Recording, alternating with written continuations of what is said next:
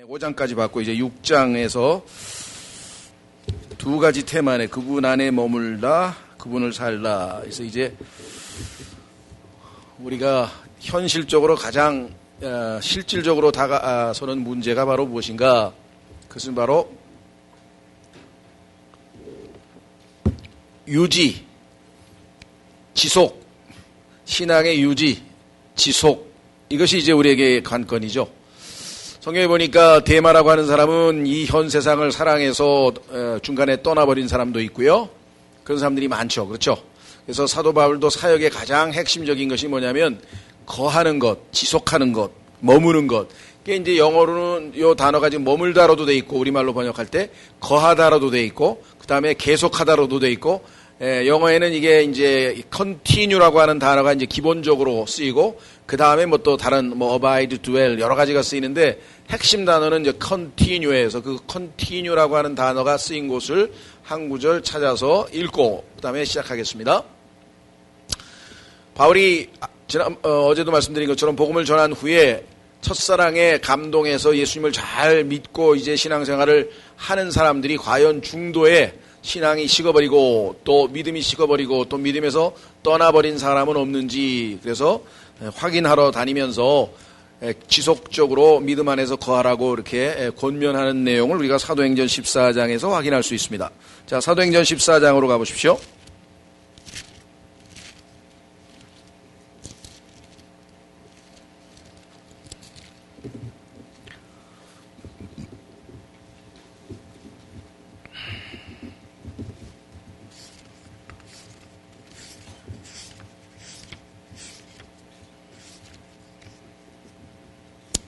사도행전 14장 22절, 사도행전 14장 22절.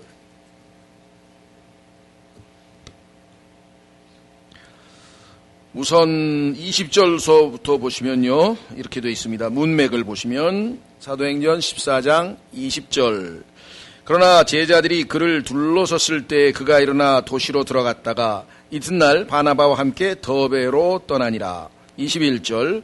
그들이 그 도시의 복음을 선포하여 많은 사람을 가르치고 이거는 이제 계속적인 사역이 진행 중인데 그 다음에 다시라고 하는 표현이 있죠. 다시.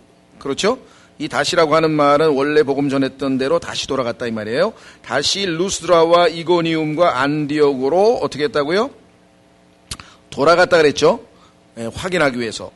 그 다음에 복음 전하러 간 게 아닙니다. 이미 복음을 전해서 구원받고 믿은 사람들에게 이 사람들의 믿음이 지속적으로 유지되는 것이 필요하다. 이것을 가르쳐주기 위해서.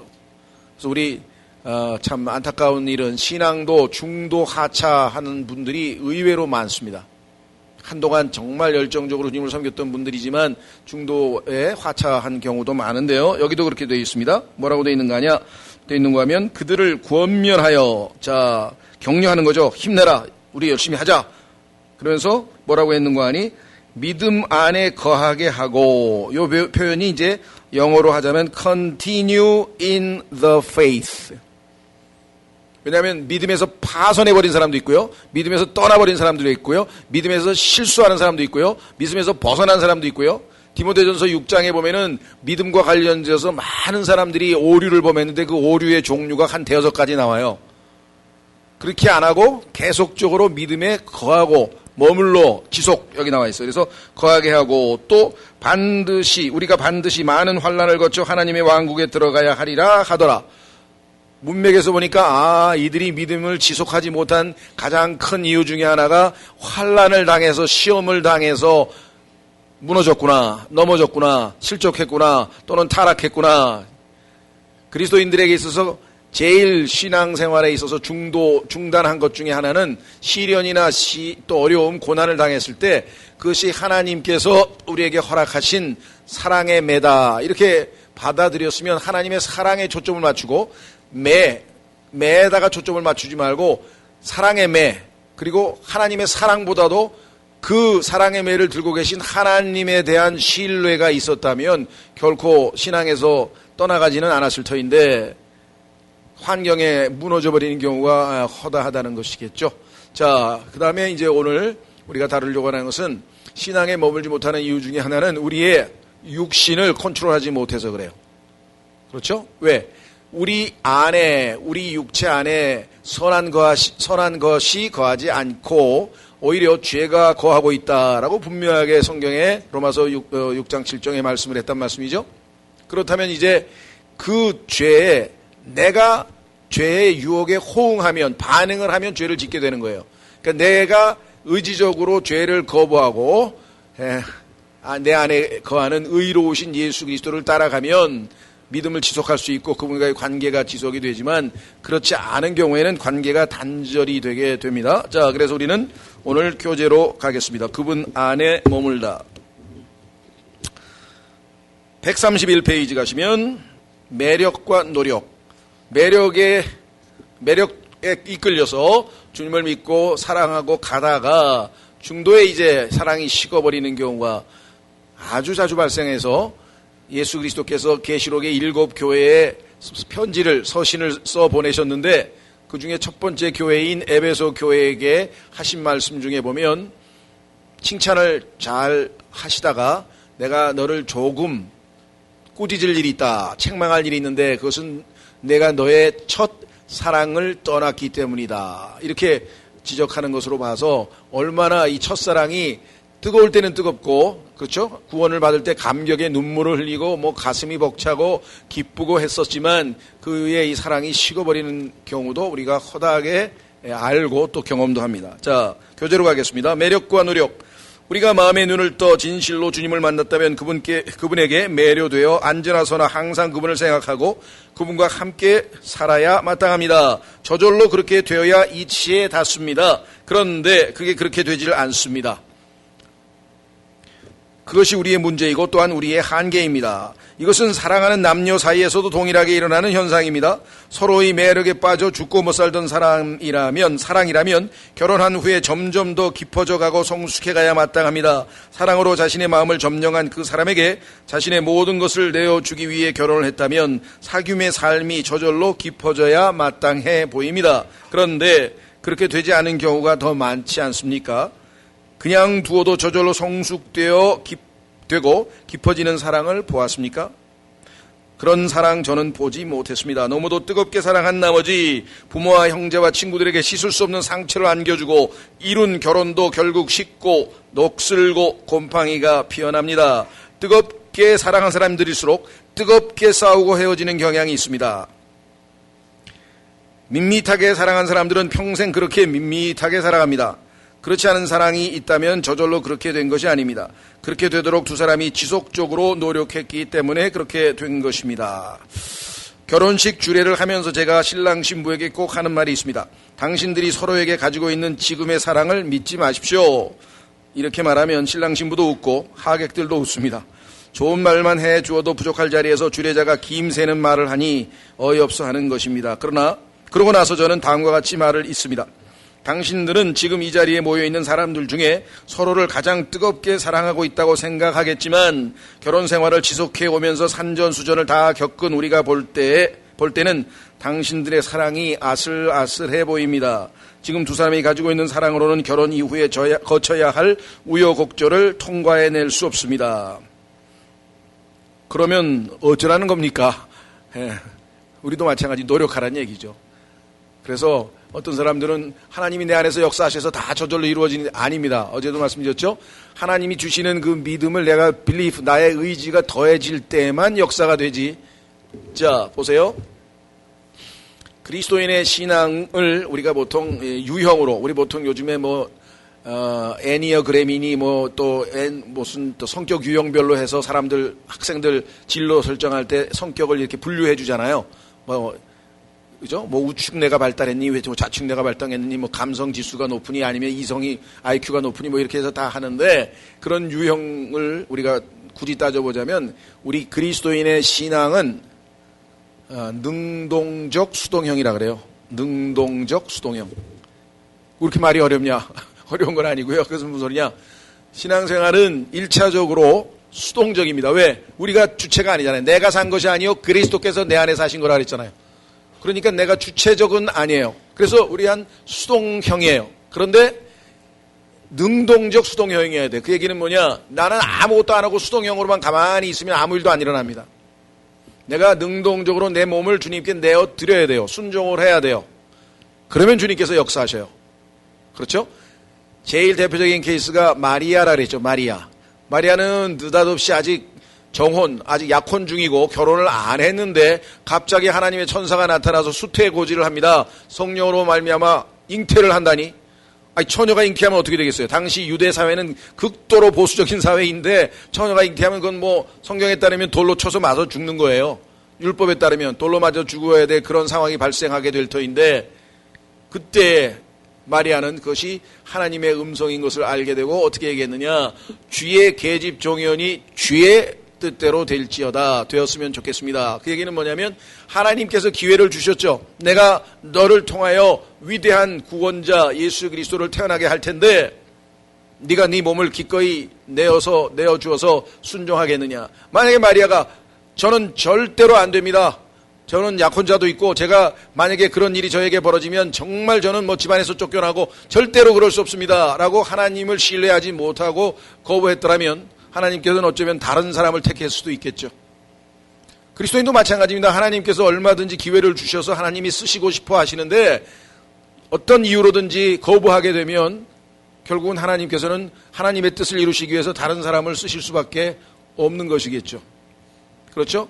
예, 그래서 마리아는 기꺼이 주의 뜻대로 되기를 원합니다 하고 순종을 했기 때문에 하나님께서 마리아를 통해서 역사하셨고 예수 그리스도께서 마리아라고 하는 한 여인의 몸을 빌어서 태어나게 된 것이죠. 그러니까 수동적이죠. 왜? 성령께서 마리아에게 잉태시켰지 마리아가 자기 권능으로 자기 능력으로 잉태시킨 건 아니에요. 하나님의 뜻이 이루어진 건 전적으로 성령의 주관하에 됐지만 누구의 순종? 마리아의 순종이 전제됐어요. 그래서 능동적으로 자신을 하나님께, 로마서 12장 1절 말씀대로 우리의 몸을 산 희생물로 하나님께 내어드렸기 때문에 역사가 일어났지, 거부했다면, 그렇죠, 하나님께서 기회를 주시고 말씀하셔도 거부했다면 그런 역사는 일어날 수가 없습니다. 우리도 마찬가지입니다. 그렇죠? 우리에게 하나님께서 마음을 움직이실 때 이게 주님의 음성인 줄 알고 순종하겠습니다 하고 believe, 그분을 의지하고 신뢰하면 하나님께서 우리를 통해서 역사를 하고 그러면 하나님의 뜻이 이루어지지만, 우리가 주저주저하고 계속 머뭇머뭇거리고 결국은 포기하고 내려놓으면 하나님께서는 결국은 우리가 아닌 다른 사람을 통해서 하나님의 뜻을 이루실 수밖에 없다. 자, 그래서 다시 돌아옵니다. 그러면 어쩌라는 겁니까? 여기 나와 있어요. 답은 그 사랑을 죄송합니다. 키워가기 위해 노력해야 합니다. 앞에서 말한 대로 매력이 온 다음 노력이 와야 합니다.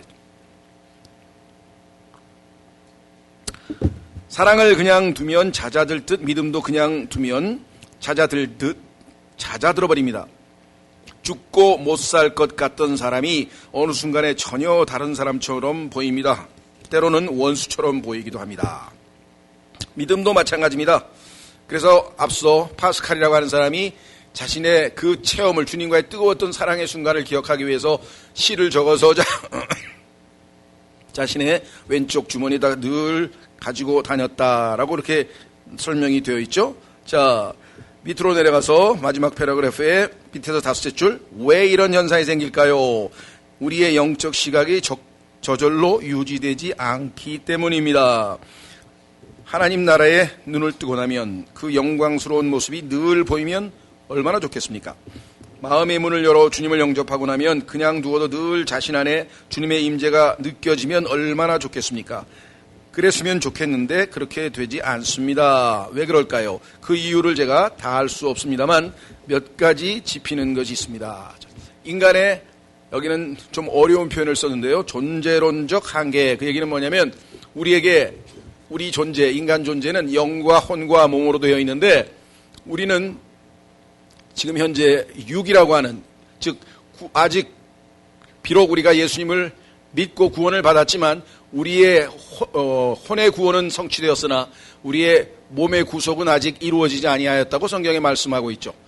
자, 예수님을 믿는 순간에 우리의 죽어있던 영은 성령께서 들어오셔서 살립니다. 이것을 우리는 중생이라고 합니다. 다시 태어났습니다. 그리고 우리의 혼은, 그렇죠? 우리의 혼은 육신의 죄들의 몸으로부터 벗어나서 우리가 주님께로 구속되어서 해방되었습니다.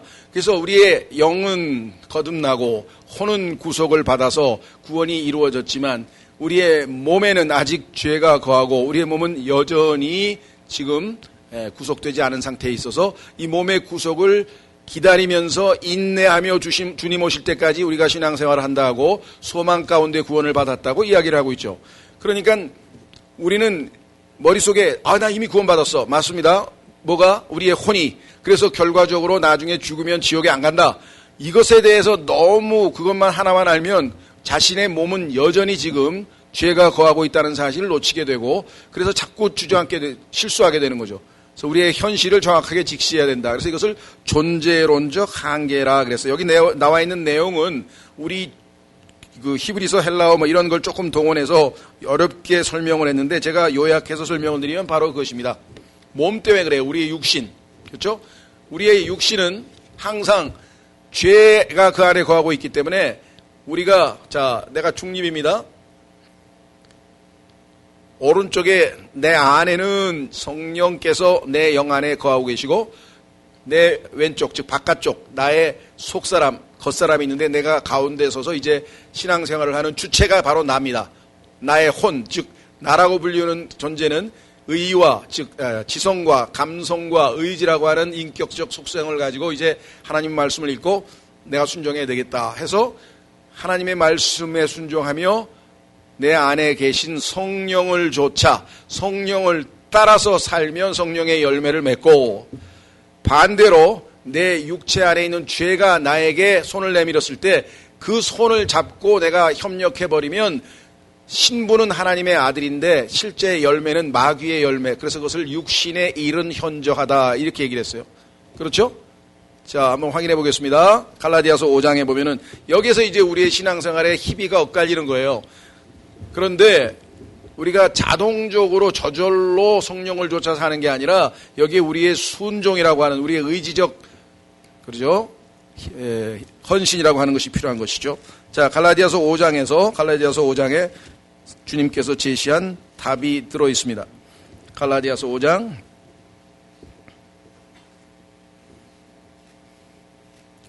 16절. 갈라디아서 5장 16절. 그런즉 내가 이것을 말하노니 곧 성령 안에서 걸으라. 그리하면 너희가 육신의 욕심을 이루지 아니하니라. 우리가 아까도 말씀드렸습니다. 성령 안에서 걸으면 육신의 욕심은 이루어질 수가 없어요. 왜? 내가 동조하지 아니하면. 자, 육신은 성령을 대적하여 욕심을 부리고 성령은 육신을 대적하나니 이 둘이 서로 반대가 되므로 너희가 원하는 것들을 너희가 능히 하지 못하느니라. 육신과 성령은 항상 지금 반대되는 방향으로 나갑니다. 그런데 나는 그 중간에 있어요. 속사람과 겉사람 사이에 내가 딱 가운데 있습니다. 내가 어느 쪽으로 손을 내미느냐, 어느 쪽을 따라 사느냐에 딸려있죠. 그래서 17절 육신은 성령을 대적하여 욕심을 부리고 성령은 육신을 대적하나니 이 둘이 서로 반대가 되므로 너희가 원하는 것들을 너희가 능히 하지 못하느니라. 그러나 너희가 성령의 인도를 받으면 율법 아래 있지 아니하니라. 이제 육신의 행위들은 명백하니 이것들이라. 내가 육신에 손을 내밀면 내 삶에서 어떠한 일들이 일어나느냐 열거가 되어 있습니다. 육신의 행위들은 명백하다. 간음과 음행과 부정함과 세욕과 우상숭배와 마술과 증오와 불화와 경쟁과 진노와 다툼과 폭동과 이단 파당과 시기와 살인과 술취함과 흥청됨과 또 그와 같은 것들이라. 육신의 속성이 배어있는 행위들이 나옵니다. 내가 또한 전에 너희에게 말한 것 같이 이것들에 대하여 미리 너희에게 말하노니 그런 것들을 행하는 자들은 결코 하나님의 왕국을 상속받지 못하리라. 구원은 받아서 하늘나라에 갈지 모르지만 하나님 앞에 아무런 상속이 없다. 왜? 육신의 일만 했으니까. 그렇죠? 자, 그래서 여기서 육신은 행위예요. 그렇죠? 그런데 성령은 열매예요. 열매는 가지가 스스로 맺는 게 아니죠. 열매는 뿌리에서 나온 모든 요소가 작동해서 맺혀지는 거죠. 그래서 성령의 행위라고 안 돼 있어요. 성령의 열매라고 돼 있어요. 행위와 열매와의 차이를 한번 생각해 보십시오. 행위는 뭐예요? 내가 주동자가 됐으니까 능동적으로 내가 주체가 돼서 했는데 사실 하나님을 섬기려고 나름대로 뭔가 했는데 실제 결과는 반대로 나왔대. 그런데 성령께서 나의 주관이 되셔서 내가 내 자신을 순종했더니 나를 통해서 성령이 주체가 돼서 열매를 맺었다. 자, 육신의 행위와 성령의 열매의 차이를 한번 잘 생각해 보십시오. 밑으로 내려갑니다. 22절. 그러나 성령의 열매는 결혼하면 열매로 자녀가 나오듯이 예수 그리스도와 결혼하면 열매가 나옵니다. 근데 그 열매는 우리를 통해서 맺으시는 성령께서 맺으시는 거기 때문에 이것을 성령의 열매라고 그러죠. 22절. 성령의 열매는 사랑과 기쁨과 화평과 오래 참음과 부드러움과 선함과 믿음과 온유와 절제니. 이 9가지 특성이 있어요. 이 9가지 종류의 열매를 맺는다는 게 아닙니다. 나무가 한 가지 열매를 맺지 여러 종류를 맺는 나무 봤습니까? 포도면 포도를 맺고 포도가 포도도 맺고 복숭아도 맺고 막 그런 거 봤습니까? 없죠. 성령은 성령의 열매 딱 하나밖에 없어요. 단수. 그런데 그 열매의 특징이 이 9가지 요소가 있어요. 그렇죠. 자, 그래서 여기에 단수로 되어 있고, 자, 뭐라고 되어 있나 보십시오. 온유와 절제니 이 같은 것을 대적할 법이 없느니라. 그렇습니다. 우리나라 법에다가 절대로 성령의 열매를 맺어서는 안 된다. 성령의 열매를 맺으면 그런 법이 있습니까? 성령의 열매를 맺지 말라고 법을 만들어 놓았다 할지라도 성령께서 내 안에서 성령의 열매를 맺혔는데 어떡하란 말이에요.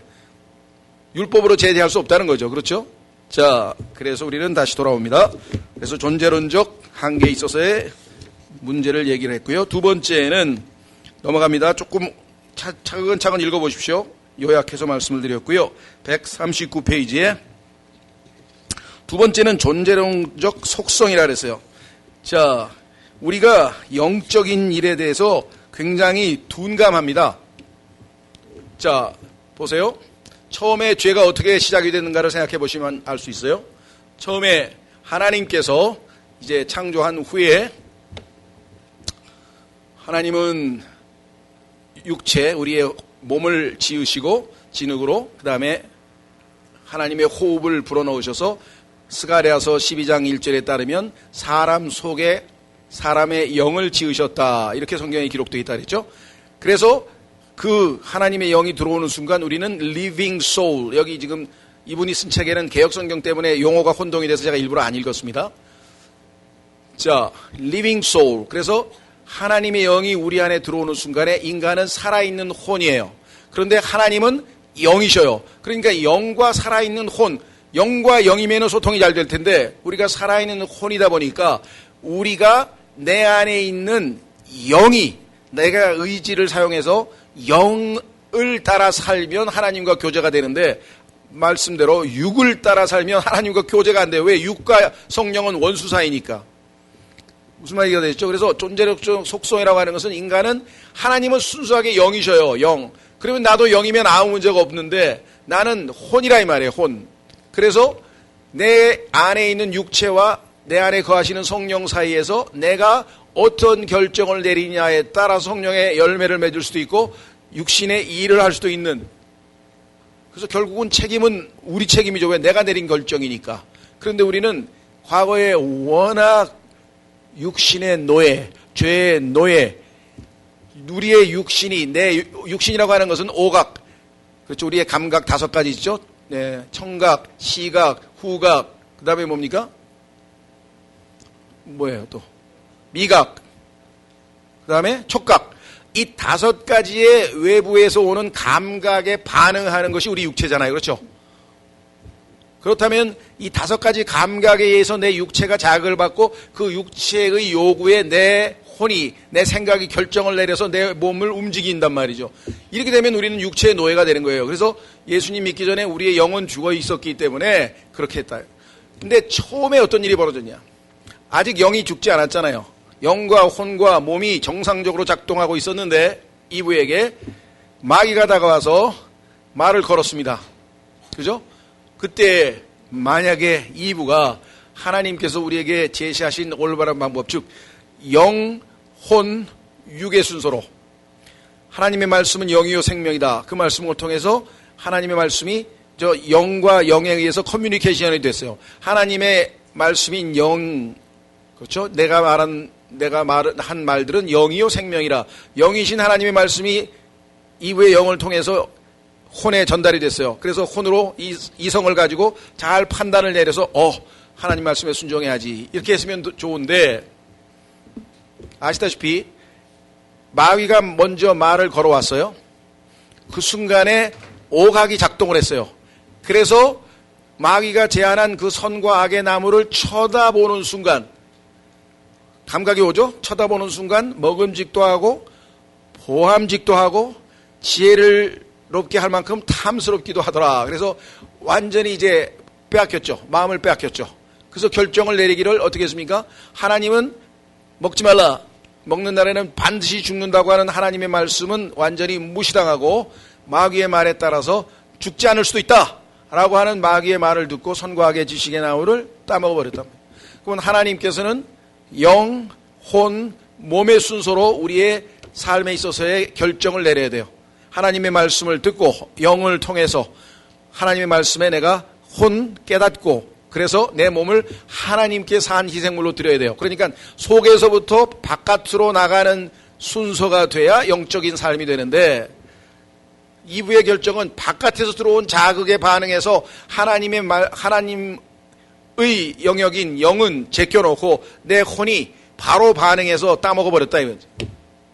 이렇게 되면 그리스도인이 할지라도 여러분이 성령을 쫓아 살지 아니하고 이와 같은 단순한 외적인 자극에 들어와서 우리가 반응하는 방식으로 살아가게 되면은 우리의 존재의 속성상 영적인 삶을 살 수가 없고, 그렇게 되면 당연히 성령께서 우리와 협력해서 열매를 맺을 수 없게 된다, 이런 얘기입니다. 그래서 여기서 조금 존재론적 한계, 존재론적 속성 얘기는 뭐냐면 하나님과 우리와의 존재가 다르죠. 하나님은 영이시고 우리는 영혼, 몸이라고 하는 것으로 되어 있기 때문에 우리의 순종에 따라 우리가 영을 쫓아 살면 영이신 하나님과 교제하고 영적인 생각을 통해서 하나님을 기쁘시게 할 수 있죠. 확인해 보겠습니다. 로마서 8장. 여기에서 이제 우리의 신앙생활에 어떤 그 고비가 오죠. 이게 들어보면 이제 좀 알겠네. 실제로 해보면 안 돼요. 왜? 이미 우리가 육신적인 자극에 의해서 움직이는 게 너무나 몸에 배어있기 때문에. 자, 로마서 8장으로 갑니다.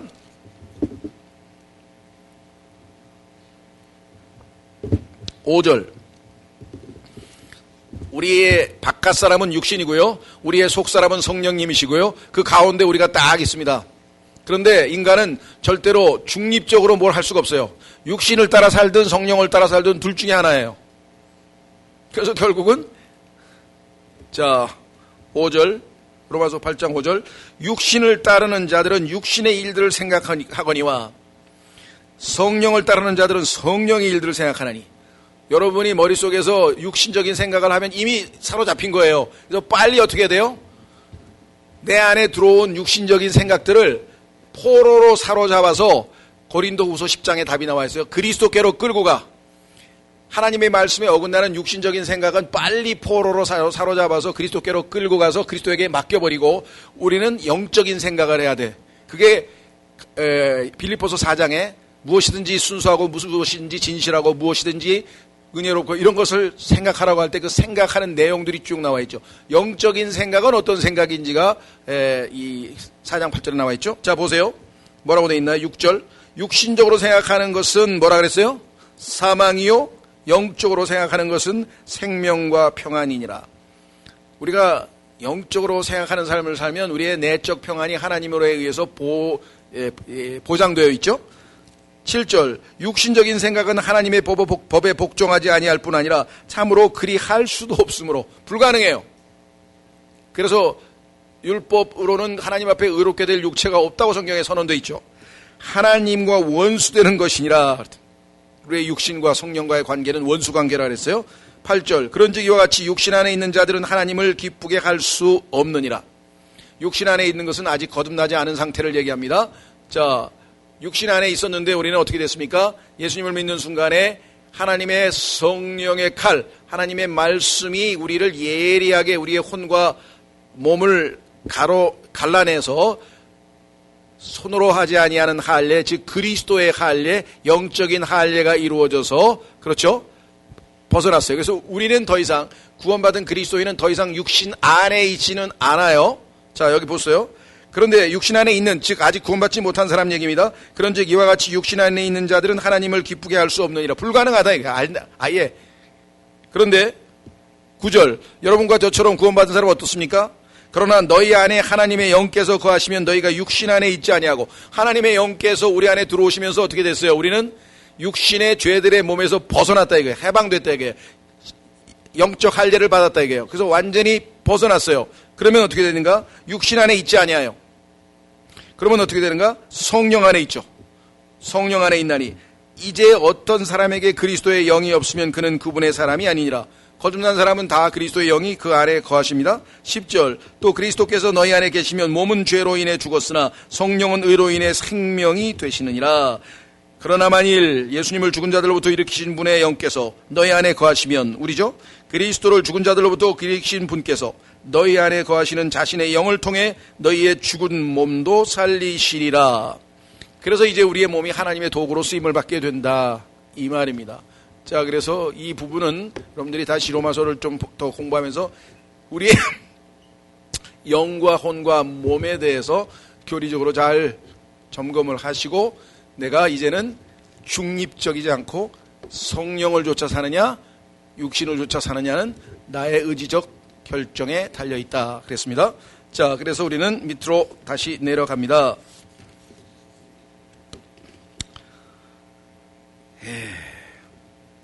143페이지, 그분의 무릎에 기대어 라고 하는 제목인데요.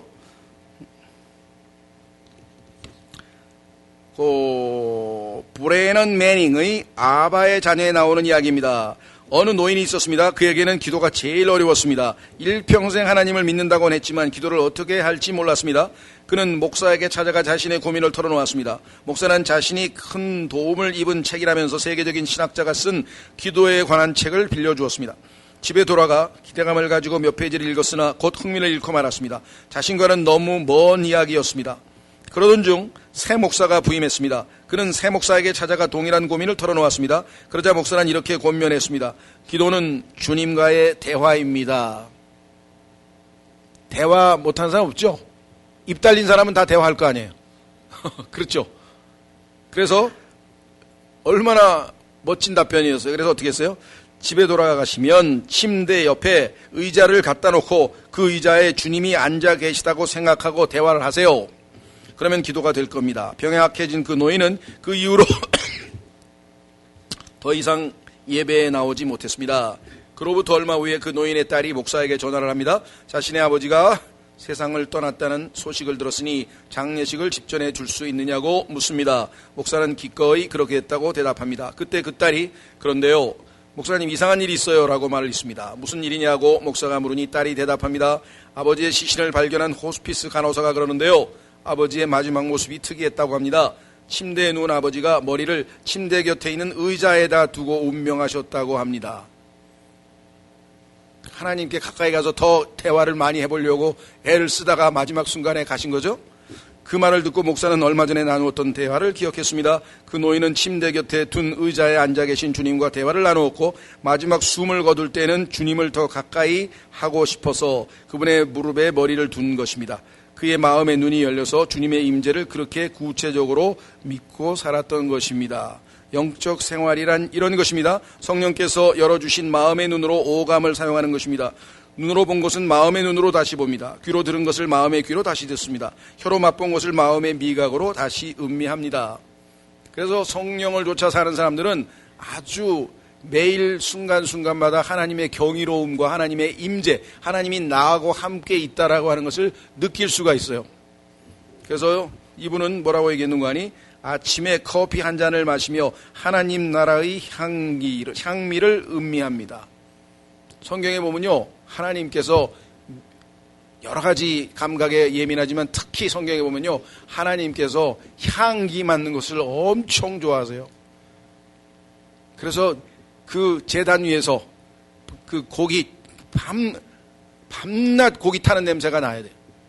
그렇죠? 그래서 성경에 보면 하나님 앞에 드리는 태우는 헌물, 번제라 그러죠. 그것은 우리의 헌신에 관한 내용인데요. 나중에 이제 뭐 이 5가지 또 헌물에 대해서 기회 있으면 이미 공부를 여러 번 했지만 또 하겠습니다만은 그와 같이 커피 한 그기를 맞으면서 내가 기분 좋다. 그렇죠. 커피 싫어하는 사람이 있을지는 잘 모르겠습니다. 대체적으로 봤을 때 커피의 그 핵심은 향기잖아요. 맛도 맛이지만 그 향기.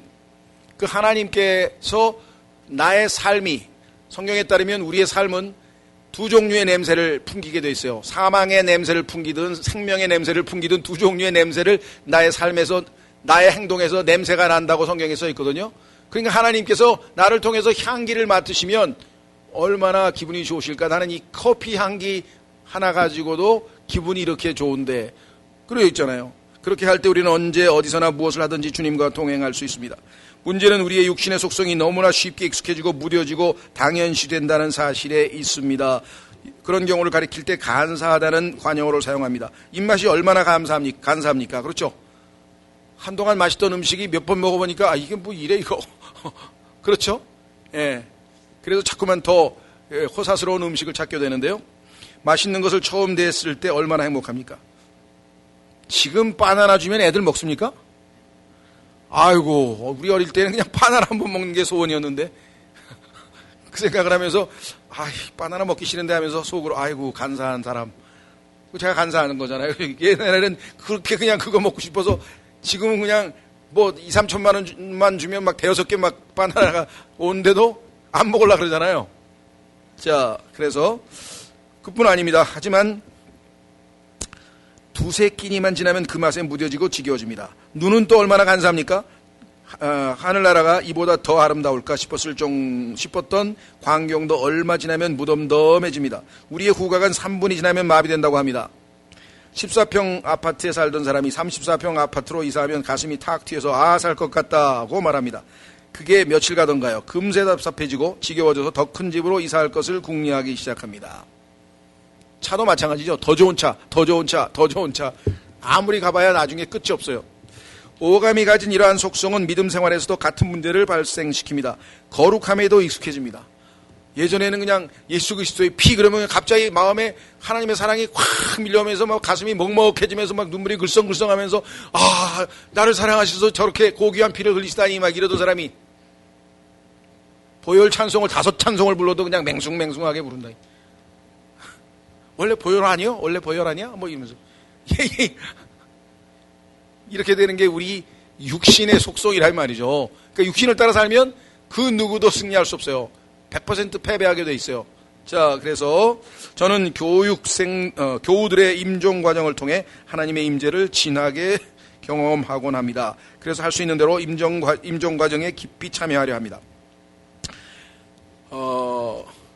우리나라에도 오셨던 인도 출신의 이 기독교 뭐라 그럴까요? 목사이시기도 하시고 주로 기독교가 왜 올바른 진리인가를 옹호하는 이것을 변증론이라고 또 이제 신학에서는 얘기하는데, 그 변증 논자, 변증을 잘 하시는 분이 계세요. 그러니까 그 사람의 말을 듣다 보면 그래 기독교가 진리구나, 나도 믿고 싶다, 이런 마음이 생기도록 사람들을 설득할 수 있는 능력이 있는 분, 그래서 기독교 변증론이라고 하는데, 이분이 거기에는 아주 탁월하신 분이에요. 레비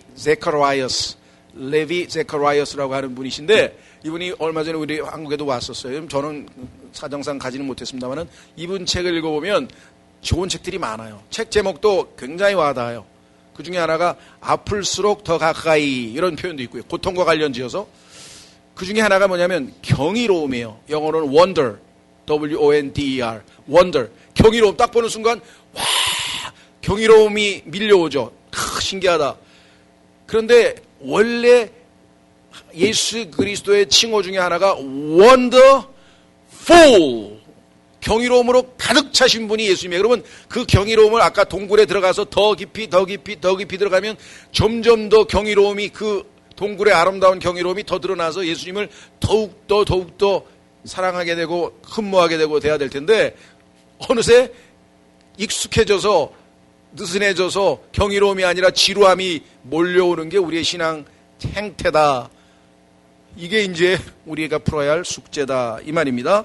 자, 그래서 믿음의 눈으로 그 과정을 지켜보면 인간은 과연 영적인 존재이며 하나님의 신비한 손길이 우리 가운데 움직이고 있으며 죽음이 끝이 아니라는 사실을 거듭 확인받습니다.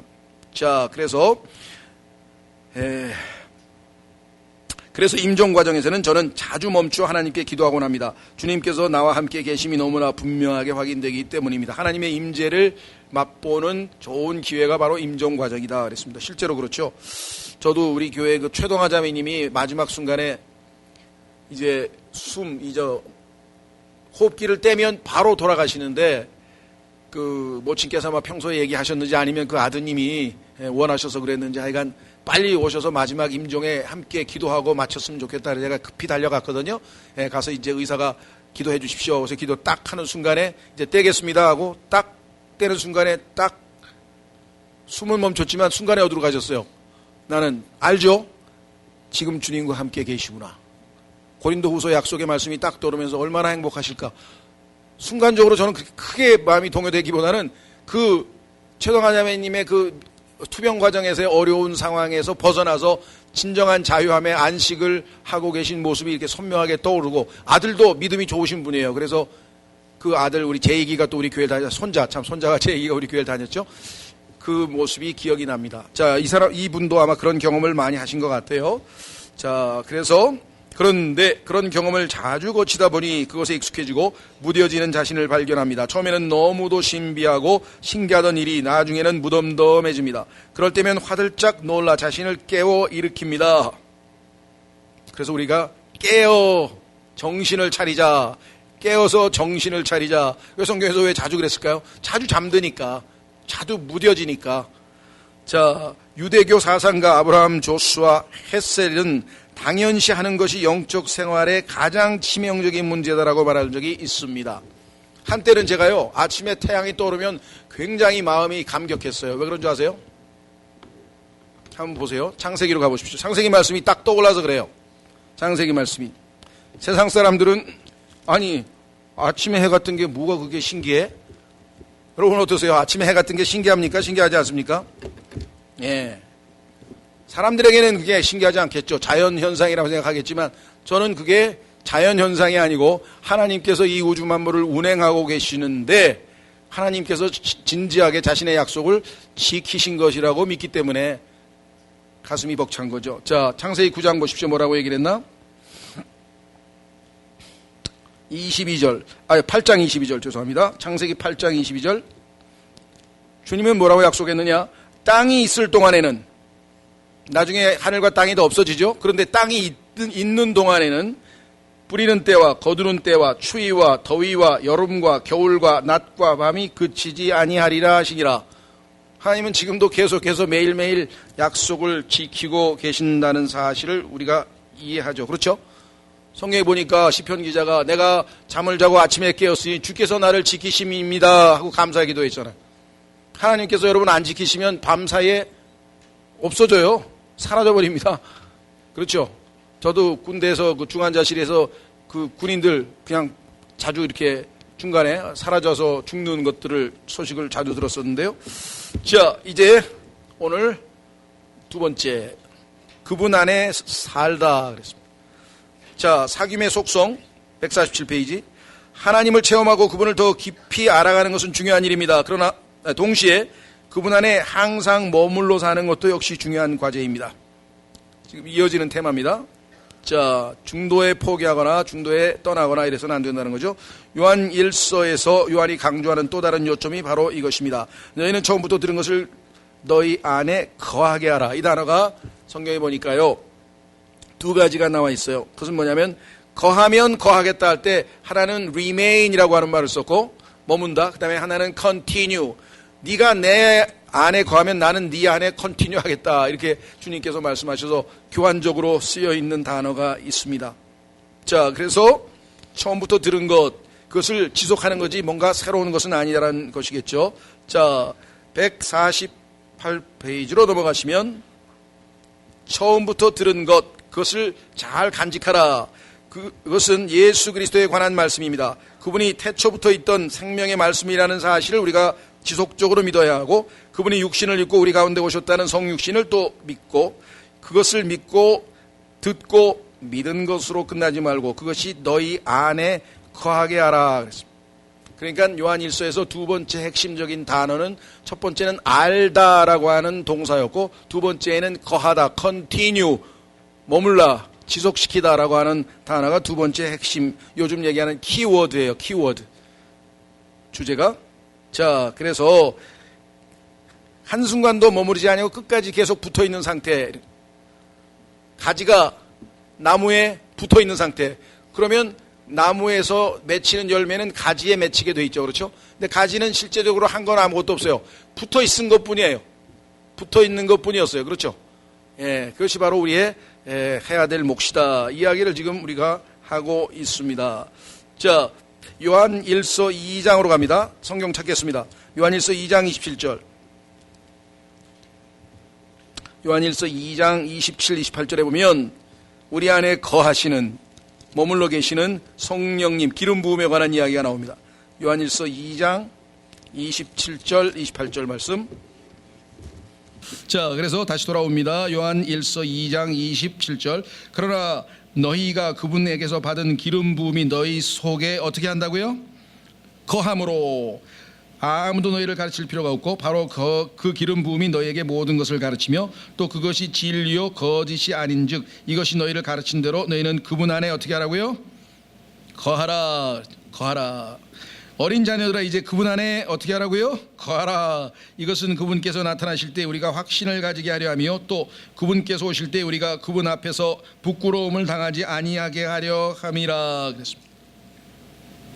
거하지 아니하면, 떠나 있으면, 그렇죠, 열처녀 비유에서 주님을 맞이하지 못하고 기름 사러 간 사이에 주님은 와버리면, 물론 그건 교리적으로 우리에게 해당되는 건 아니고 유대인들에게 해당됩니다만은 영적 교훈을 얻어보세요. 없으면 못 만나는 거죠. 예, 우리도 주님 안에 거하지 아니하고 어디 멀리 딴 데 가 있다가 주님 벌써 오셨어요 그러면 이제 어떡하겠어요. 그런 낭패를 당할 수가 있는 것이죠. 자, 27절은 조심하세요. 이 구절을 가지고 교회 갈 필요 없다. 왜? 내 안에 계신 기름 부음이 나를 가르치는데 뭐하러 성경을 배우러 다니냐, 이렇게 또 이상한 주장을 하시는 분이 있어요. 이 말씀은 맞는 말씀이에요. 여러분 안에 거하시는 성령께서 여러분을 가르치시지 제가 여러분을 가르치는 건 아니에요. 그래서 성경에서는 그럼에도 불구하고 하나님께서는 자신의 몸된 교회 여러 지체들을 위해서 주님께서는 teacher, pastor and teacher, 목사 겸 교사를 세우셨어요. 그러면 여기는 가르칠 필요가 없고 성령이 가르치신다. 그 문맥과 하나님께서 teacher를 줘서 가르치라고 한 것과는 뭔가 다른 문맥이죠. 그렇죠? 자, 어떤 문맥입니까? 성경에서 우리가 이 목사 겸 교사가 성경을 가르친다는 의미는 사도행전 8장에 정의가 내려졌어요. 이것은 시간이 없으니까 그냥 찾지 마시고요. 가이드를 해준다 이 말이에요. 가이드가 없으니 당신 지금 읽고 있는 성경 구절 깨달았어요? 하고 빌립이 물어봤어요. 이디오피아 내시에게. 자기 고향으로 지금 가고 있는데 하나님이 성령님이 보내셔서 깨달았나요? 뭔지 아시겠나요? 그랬더니 아니 가이드도 없는데 내가 어떻게 알아요? 그렇죠. 경복궁에 갔는데 가이드가 없어. 이게 뭐야? 이게 뭐지? 여기 왕이 살았 모르죠. 그런데 이게 우리나라의 왕이 이조 시대에 왕이 살던 왕궁이고 여기가 왕이 집무를 하던 집무실이고 여기는 지금 그 고관들이 일품서부터 정일품서부터 쫙 해가 들어서서 하는 그 집무실 광경이다. 이러면 그러고 이게 돌이 그게 지위를 나타내는 거군요. 하고 다 알게 될 거 아니에요, 그렇죠? 가이드가 있어야 관광도 되듯이 이 가이드를 통해서 제가 여러분에게 성경 구절을 알려드리고 성경 구절을 펴서 읽어드리고 이렇게 해서 지금 가이드 노릇을 하고 있는 거예요. 제가 여러분들을 설득시키고 지금 가르치고 있는 게 아니에요. 그러나 성경에서는 제가 하는 행위도 teach, 가르치는 거라고 성경에서 얘기해요. 그러나 실제적으로는 어떤 겁니까? 여러분 안에 내주하시는 성령께서 여러분을 가르치시는 거죠. 성령이 내주하지 않으신 분은 뭐예요? 가르침을 못 받죠. 뭔 소리인지 모르죠. 제가 여기서 가이드 노릇을 아무리 해줘도 모른다 이 말이죠. 그렇죠? 그래서 이 문맥을 가지고 교회 갈 필요 없어. 아니 당신이 뭐하러 나를 가르쳐? 내 안에 계신 성령님이 나를 가르쳐 주시는데. 이렇게 또 무모하게 행하는 분들도 있어요. 우리 주변에는. 그것도 아주 잘 믿는다고 하는 분들이. 그래서 교회 다니는 사람들을 말씀을 어겼다. 왜 가서 배우느냐 이게. 자기가 혼자서 기름 부음을 통해서 배우면 되지. 이렇게 주장하는 분도 있습니다. 이게 또 심각한 문제죠. 자, 그 얘기를 길게 하려는 건 아니고 넘어가겠습니다. 자, 그래서 이 거한다라고 하는 단어를 우리가 지금 확인을 했습니다. 자, 그래서 149페이지에 우리의 존재가 하나님의 대지 안에 든든히 심겨져 있으려면 그만한 노력이 필요합니다. 그래서 지금 우리가 거하라고 하는 명령에 순종하는 하자고 책을 읽었죠. 27, 28절 요한일서 2장. 자, 주께 받은 바 기름 부음은 성령을 가리킵니다. 우리가 예수 그리스도를 주님으로 고백하고 있다면 성령의 기름 부음이 우리에게 주어진 것입니다. 성령께서 우리 안에 내주하신다는 뜻입니다. 그분 안에 머물러 있으면 그분이 모든 것을 알게 하실 것입니다. 신비로운 지식을 찾아서 이곳저곳 전전할 이유가 없습니다. 그랬습니다. 영지주의자처럼 지식을 쫓아 전전할 것이 아니라 우리에게 이미 주어진 복음을 붙들고 우리 안에 거하시는 성령에 의지해야 합니다. 그렇게 되면 우리는 삼위의 하나님 안에 거하고 삼위의 하나님은 우리 안에 거하십니다. 그렇게 함께 거하며 더 깊은 관계에 이르기 위해 힘쓰는 것을 사귐이라고 부릅니다. 그래서 사귀어가고 사귈수록 이제 점점 더 친해지는 거죠. 그리스도인들 중에서 여러분들 중에서 그렇게 답변하신 적이 있습니까? 요즘 신앙생활 어떠세요? 그랬더니 어떤 분이 답변하기를 글쎄요, 제가 지금 뭐 신앙생활을 잘하는지 뭐 성장했는지 그건 잘 모르겠어요. 근데 한 가지 제가 솔직하게 말씀드릴 수 있는 게 있습니다. 그것은 제가 요즘 하나님하고 매우 친합니다. 어떠세요? 네, 꾸며낸 얘기가 아니겠죠. 얼마나 기도를 자주 하고 얼마나 말씀을 자주 읽으면 하나님이 자기에게 친하다고 친한 친구처럼 느껴졌을까. 그렇게 신앙 고백하시는 분이 있었어요. 그래서 제가 이런 말이 자연스럽게 하나님하고 전 요즘 친해요 라는 말을 할 정도로 교제가 깊어졌다? 보통 일이 아니죠. 그렇죠? 뭐 남친만 있고 여친만 있고 뭐 요즘엔 뭐 남사친 뭔 친자를 자꾸 붙이는데 주친이 있어요. 이제 주님이 우리의 친구가 제대로 되려면. 자, 다시 돌아옵니다. 그래서 요한일서 1장으로 가겠습니다. 여기에 이제 우리가 이번 수련회 내내 읽었던 주제 구절이 거기 들어있네요. 왜 요한일서를 썼을까? 이유가 있어요. 사귐에 대해서, 교제에 관해서 알려주고 싶어서. 자, 확인해 보겠습니다. 요한일서 1장 3절. 우리가 보고 들은 그것을 너희에게 밝히 드러내면 내가 경험한 것을 다 너에게 알려준다. 왜? 너희 또한 우리와 교제하게 하려 함이니. 같이 교제하고 싶다. 그런데 그 교제는 우리 둘만의 교제가 아니야. 어떤 교제냐? 참으로 우리의 교제는 아버지와 함께하는 것이며 그분의 아들 예수 그리스도와 함께하는 것이라. 6절로 갑니다. 만일 우리가 그분과 교제한다고 말하며, 나 요새 주님하고 교제가 잘 되고 있어요. 그런데 행실을 보니까 어둠 가운데 걷고 있어. 그러면 우리가 거짓말하고 진리를 행하지 아니하느니라. 그건 거짓말이라는 거예요. 왜? 빛 가운데 거할 때만 교제가 가능하니까. 하나님은 어두컴컴한 데서 교제 안 해요. 그렇죠? 그래서 저도 예전에 우리 신근이 엄마 만났을 때 처음에 어두운 다방에 안 가고 밤낮 환한 빵집에만 갔어요. 아재게 그거 영 통하지 않는. 그렇죠? 어두운 게 싫더라고요 그때도. 왜? 성경에서 하도 어둠을 나쁘게 얘기하니까 어두운 곳만 보면 그냥 저기 마귀가 있는 곳이야 이렇게 생각이 들어가지고 안 갔어요. 자, 그래서 여기 보시면 4절 우리가 이것들을 너에게 쓰면 죄송합니다. 6절이죠. 만일 우리가 그분과 교제한다고 말하며 어둠 가운데 걸으면 우리가 거짓말하고 진리를 행하지 아니하느니라. 7절 그러나 그분께서 빛 가운데 계신 것 같이 만일 우리가 빛 가운데 걸으면. 빛 가운데 건다는 얘기는요, 그래 와서 내 속을 다 뒤집어서 현미경으로 관찰해봐. 나는 양심에 꺼리끼는 거 하나도 없어. 수치스러운 게 아무것도 없어. 하나님이 지금 나 점검해도 물론 내 안에 깊은 곳에 죄가 여전히 거하고 있지만 현재 내가 최소한 내 양심에 거쳐서 자백할 죄는 다 자백했고 하나님과 나 사이에 막힘이 하나도 없는 상태이기 때문에 그걸 빛 가운데 거한다 그래요. 자, 그래서 빛 가운데 걸으면 우리가 서로 교제하고 그때만 주님의 보혈이 역사할 수 있어요. 어둠 가운데 거하면은 주님이 우리를 씻겨줄 수 없죠. 보세요. 또 그분의 아들 예수 그리스도의 피가 모든 죄에서 우리를 깨끗하게 하시느니라. 주님과 빛 가운데 걷는 사람은 자주 자신의 죄를 주님 앞에 정직하게 고백해서 깨끗하게 씻음을 받는 사람들이지, 죄를 단 하나도 안 짓고 사는 사람이 아니라는 거예요. 그렇게 살 수가 없어요. 우리는 그래서 뭐라 그랬습니까? 죄가 없다 그런 사람은 어떤 사람이냐 보세요. 8절 만일 우리에게 죄가 없다고 우리가 말하면 우리가 우리 자신을 속이며 또 진리가 우리 속에 있지 아니하니. 그러니까 죄가 없다고 하는 사람이 어디에 있어요? 어두운 곳에 있죠. 왜? 어두컴컴하니까. 어두운 데 가서 거울 봐보세요. 그다음에 뭐 묻은 거 보이나요? 지금 깜깜해. 근데 거울 앞에 갔어. 근데 보이나요? 환한 데 가서 그냥 밝고 환한 데 가서 거울을 딱 보니까 여기도 뭐가 묻었고 여기도 뭐가 묻었고 자기 더러운 거 다 보이죠.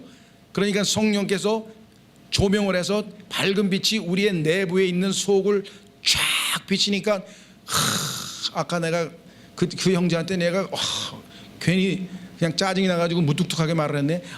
내가 아까 그 사람을 정말 속으로 아유 저런 게 다 있어 하고 무시했네. 그냥 온갖 죄들이 그냥 밝은 빛 아래서 그냥 처음에는 색깔이 안 보였는데 약간 희끄무리하지만 그게 결국은 하얀 건 아니에요. 그런 숨어있는 죄까지 다. 그래서 말씀을 읽으면 읽을수록 거울에 가까이 가면 갈수록 우리의 죄가 더 드러나니까 하나님과 가까이 간 사람은 죄를 더 많이 자백해야 돼. 누구처럼? 바울처럼. I am chief of sinners. 내가 죄인의 괴수라. 언제? I am. 지금 현재. 왜? 너희는 하나님과 멀리 떨어져 있어서 너희 죄가 안 보이는 것이니까 어둠 가운데 있으니까 죄인이라고 생각이 안 들지 모르지만 나는 하나님께 밀착해서 가까이 가서 거울 앞에서 바짝 붙어서 보니까 내가 죄인의 괴수더라. 죄가 많이 있더라. 역설이죠? 우리가 생각할 때는. 그래서 자백하고 고백하는 게 우리에게는 반드시 필요합니다. 그래야 예수님의 피가 우리를 깨끗게 하신다 그랬어요. 자, 밑으로 내려갑니다. 150페이지. 사귐에 해당하는 헬라어는 코이노니아입니다. 이 코이노니아란 말은 정말 이 헬라어의 한 단어가 우리 단어로는 뭐 교제, 사귐, 뭐 공동체, 뭐 하여간 굉장히 다양하게 쓰이는데 영어 킹제임스 성경에서만 정확하게 다 제 위치에 문맥에 맞게 기록되어져 있는데요. 자, 코이노니아는 우리말로 친교라고 자주 번역됩니다. 그래서 친교회란 말 많이 쓰죠. 뭐 성서 침례교회, 친교회, 우리도 친교란 말 꽤 써요. 그 다음에 사교라는 단어는 일회적이고 단편적이고 피상적인 느낌을 줍니다. 한 번 사귀고 끝나는 것 같은 느낌을 줘서 이 저자는 예배 끝나고 커피 한 잔 나누고 피상적인 대화를 나누고 헤어지는 것을 상상하기 쉽습니다. 그렇죠. 점심 먹고 커피 한 잔 할 때 우리 보통 뭐 합니까? 점심 먹고 우리 교제 좀 합시다. 그러면 커피 들고 가가지고 저쪽 구석에 가지고 뭐라고 그것도 물론 교제가 아니란 얘기는 아니에요. 자, 그래서 교회에서는 친교라 하지 않고 교제라고 합니다. 세상적인 냄새가 나니까 이제 교제란 말을 쓰는데 교제라는 말에는 핑크빛이 서려 있습니다. 왜? 이성교제라는 게 자꾸 떠오르니까 이분은 그래서 자기는 이런 모임 용어보다는 조금 바꿔 썼으면 어떨까? 이게 제안입니다. 뭐 이 제안이 나쁜 건 아니고요. 코이노니아가 가지는 깊은 맛이 느껴지지 않습니다. 그런 점에서 보면 사귐이라고 하는 번역이 더 좋습니다. 이분 의견입니다. 뭐 동의하시는 분도 있고 아닌 분도 계실 거고요. 우리가 옥석을 가려서 취할 건 취하고 안 취해도 상관이 없죠. 하나님 말씀만이 100% 진리니까. 사귐은 여러 가지의 의미를 내포합니다. 우선 지속성을 뜻합니다. 지속적으로 자주 만나야 사귀는 것입니다. 또한 사귐은 서로에 대한 애정을 전제로 합니다. 요즘 말로 썸이 있어요. 썸을 탄다 그러죠. 뭔가 기류가 있는 것 같아, 뭔가 있는 것 같아, 저 둘 사이가. 이렇게 해서 우리가 썸 얘기를 하는데 서로에게 끌려야 합니다. 사귐에는 또한 제한이 없습니다. 서로에게 끌려서 만나는 것이기 때문에 할 수 있는 대로 끝없이 꾸준히 지속하는 것이 사귐입니다. 시간에도 제한이 없을 뿐 아니라 사귐의 영역에도 제한이 없습니다. 서로에게 매료되었기에 모든 것을 알고 싶고 또한 모든 것을 나누고 싶어 합니다. 만일 어떤 영역이든 상대방에게 열지 않은 영역이 있다면 그 사귐은 깊어질 수 없습니다. 하나님 다 좋은데요. 저의 이 그 사적인 그 사생활 요 부분만은 꼭 타치를 안 해주셨으면 대단히 고맙겠습니다. 하나님께서 요 부분만은 제 맘대로 하게 좀 내버려 두세요. 이렇게 되면 하나님을 제한하게 되고 더 깊이 사귈 수가 없다는 거죠. 나의 뭐 약점이 됐든 뭐가 됐든 하나님께 모든 걸 다 공개해야 된다, 그런 말이겠죠. 사귐이 깊어질수록 관계의 중심이 나에게서 상대방으로 옮겨져 갑니다. 사귐이 깊어지면 헌신과 양보와 희생이 깊어져 갑니다. 그래서 사랑하는 사람에게 모든 것을 주고 싶어 합니다. 성경의 코이노니아는 그런 것입니다. 자, 이제 아무것도 아니다. 우리가 성경에 보니까 아무것도 아니다를 성경에서는 nothing이라 그래요. nothing. 갈라디아서 6장에 보니까 nothing이야, 아무것도 아니야. 그런데 자기는 스스로는 뭔가 된다고 생각해. something. 이런 착각하에 살고 있는 그리스도인이 엄청 많고, 그 중에서도 킹제임스 성경 진영에 엄청 많고, 그 중에서도 목사라고 하는 사람들이 엄청 많아요. 이게 얼마나 불행한 일인지 저도 그 중에 하나이고요. 그렇죠? 여러분 느끼시잖아요. 야, 저 사람 뭐 괜히 왜 그래? 은연중에 지식은 우리를 오줄되게 만들기 때문에 그래요. 무심코 말, 아우 어떻게 저런 걸, 속된 말은 뭐야? 저렇게 무식할까? 왜 성경을 저렇게 모를까? 그 소리 아니겠습니까? 예. 요즘 제가 많이 나아져서 하나님께 계속 회개 기도를 해서, 예전에는 극동방송을 듣다가 아이고 하면서 막 탄식만 했어요. 하도 엉터리 얘기가 많이 나오니까. 운전하면서 갈 때 뭐 생각하기 싫으니까 극동방송 틀어놓고 기독교 방송 뭐 설교 듣다가 찬송 듣다가 하는데, 어느 날 보면 막 목사님이 나와가지고 막 이상한 말 얘기하잖아요. 예를 들면 지금 우리 성경에 보니까 오직 예수님만 믿고 구원받는다 그랬는데, 우리 어릴 때 아이가 예수님을 모르고 죽었는데 걔는 어떻게 지옥에 갔나요? 막 그 목사님이 머뭇머뭇하더니 그럴 겁니다 아마. 왜냐하면 오직 예수님 아니면 천국에 갈 수가 없거든요. 무지하게 답변. 아이고, 그 어머니가 얼마나 괴로웠겠어요. 그렇죠? 성경을 몰라서죠. 왜? 성경에 보니까 죄인은 죄인이지만 그것이 죄라고 인식을 못하는 사람은 죄를 묻지를 않아요. 죄를 벌을 주질 않아요. 우리도 그렇잖아요. 어린애가 3살짜리가 가다가 남의 집 유리창 깼다, 돌 던져서. 그럼 애 때립니까? 그건 모르고 한 거잖아요. 그래서 하나님께서도 자기가 그것이 죄라고 하는 것을 인식할 때, 양심이 작동하게 될 때, 그게 사람마다 다르겠죠. 어떤 아이는 일찌감치 5살부터, 어떤 아이는 10살 됐는데요, 뻘거벗고 다니면서 창피한지를 몰라요. 그냥 걔는 아직 죄가 뭔지를 모르는 거예요. 그런데 5살밖에 안 된 애가 자꾸만 가려 막 하면서 막, 걔는 벌써부터 죄를 아는 거예요. 그러니까 개개인만이 다르지만 어쨌거나 분명하게 죄를 묻지 않는다고 성경에 써 있는데, 그 어린애를 예수 안 믿었다고 그렇게 무지막지한 말을 해버리면 어떤 일이 벌어지겠습니까? 정말 그 어머니 아마 정말 평생에 아마 한이 될 거예요. 근데 진리를 알면 어느 순간 진리가 자유케 하리라. 그래서 하나님이 그렇게 잔인하신 분이 아니라는 사실을 알게 되겠죠, 나중에는. 근데 이분도 안타까워요. 이 목사님도. 왜? 질문을 받았을 때 얼마나 당혹스럽겠어요. 근데 자기가 알고 있는 지식이 그거밖에 없잖아요. 어떡하겠어요. 이런 일들을 보면서 예전에는 저도 막 픽픽거리면서 막 화도 내고 막 이랬는데, 지금은요, 뭐 표현이 좀, 비유가 좀 죄송합니다만, 쓰레기통에 보니까 쓰레기통 냄새나고 좀 그렇잖아요. 근데 보니까 거기 갑자기 반짝반짝거려 다이아몬드가 있어. 그래서 내가 쓰레기통인데 다이아몬드 더러워서 안 건진다. 그런 사람 봤어요? 쓰레기통에서도 다이아몬드가 있으면 그건 주워야지. 방송을 듣다가요, 그래도 70-80%는 맞는 얘기를 다 하세요. 나에게 도전되는 얘기도 하세요. 기도하세요. 왜 기도를 안 합니까? 아멘, 아멘. 옛날에는 부정적인 거, 틀린 거 잡아내는데 누구 말만 까는 게 맛이죠. 목사님, 우리 이제 그만 까고, 제가 그랬어요. 그만 까고 이제 좀 믿음을 세우는 계몽 위주로 사역을 하시면 안 되겠습니까? 너무 빈정대고 너무 깐다고, 내용은 맞는데 정말 이따위 사역할 거냐고 제가 비난을 많이 받습니다. 그랬더니 뭐니 해도 까는 게 맛이에요.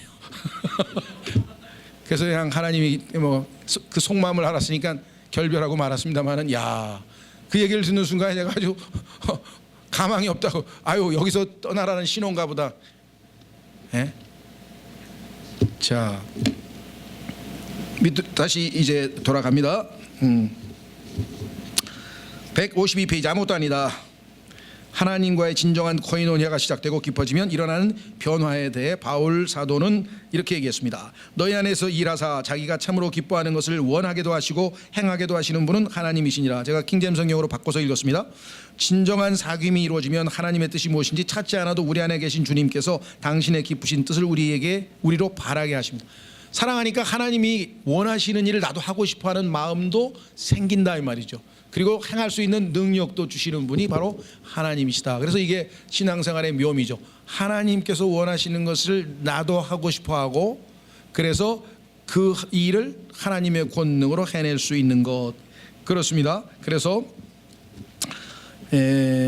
하나님의 뜻에 순종하기 위해 노력하지 않아도 우리 안에 계신 주님께서 당신의 뜻을 행하게 하십니다. 그러므로 우리가 힘쓸 일은 다만 더 깊은 사귐에 이르도록 노력하는 것입니다.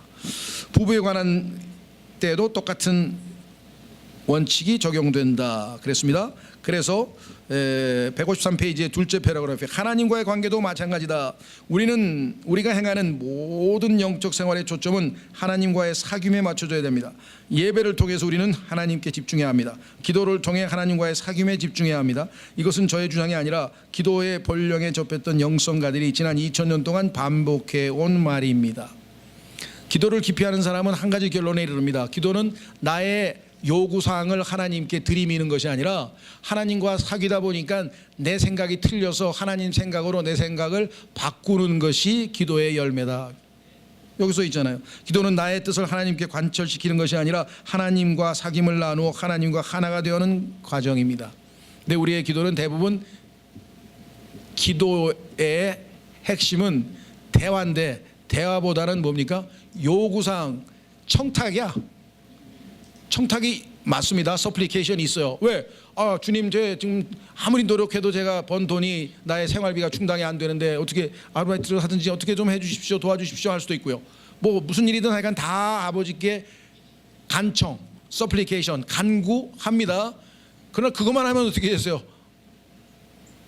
제 친구가 그러더라고요.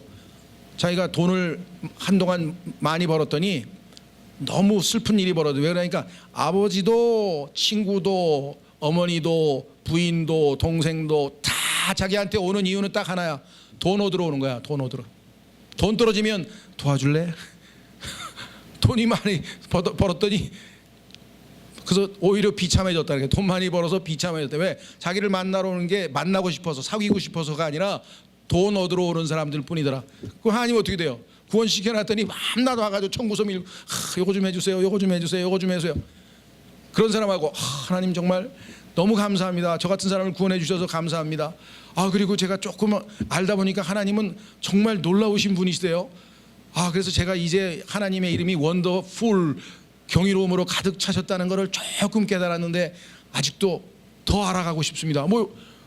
하나님 보시기에도 기특한 말을 좀 해야 이 기도가 뭔가 깊이가 있지. 난 뭐 해주세요, 뭐 해주세요만 기도하면 되겠냐 이 말이죠. 근데 주님과 깊이 사귀다 보면요, 나의 필요한 것은 하나님이 성경에 써 있어. 우리의 모든 필요를 프로바이더, 공급하시는 분이야. 그분을 신뢰하면 끝이야. 그러면 내가 아직 알아채지 못한 나의 필요도 다 채워주셔.